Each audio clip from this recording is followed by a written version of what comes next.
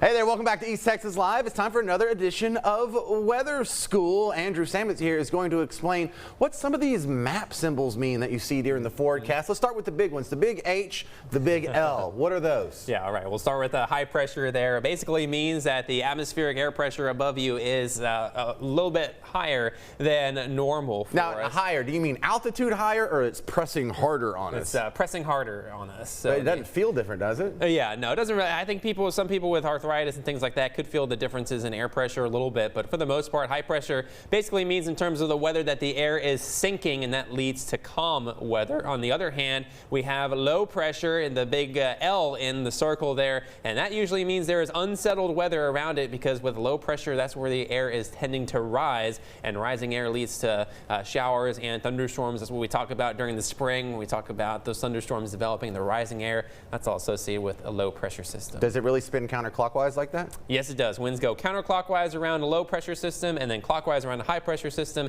and then it's the opposite in the southern hemisphere. All right, let's talk about these lines we see on the map. The blue line with the blue triangles. What's that all about? Yeah, so that is what we call a cold front. The triangles are facing the direction of which the front is moving. It basically separates the warm air from the cold air. The warm air is out ahead of it, and once the front moves through, it gets replaced by the cold air behind it. That's why it's called a cold front.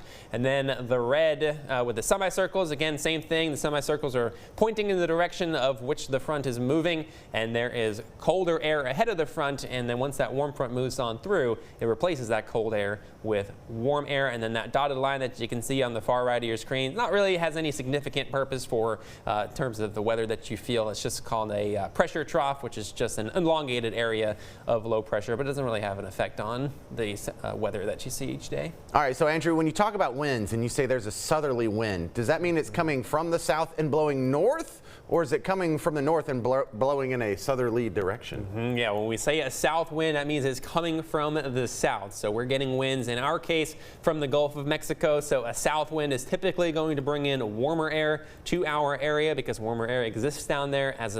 The opposite happens with a north wind. That means the winds are coming from the north. So we're getting the air transported from the Great Plains, which is typically colder air here, especially during the winter months. And so when we have a south wind, it tends to be warmer, and when we have a north wind, it tends to be colder out there. So a south wind blows north. On the screen, you have wind that's blowing from, I guess, the west to the east. Does that naturally be more cooler or hotter?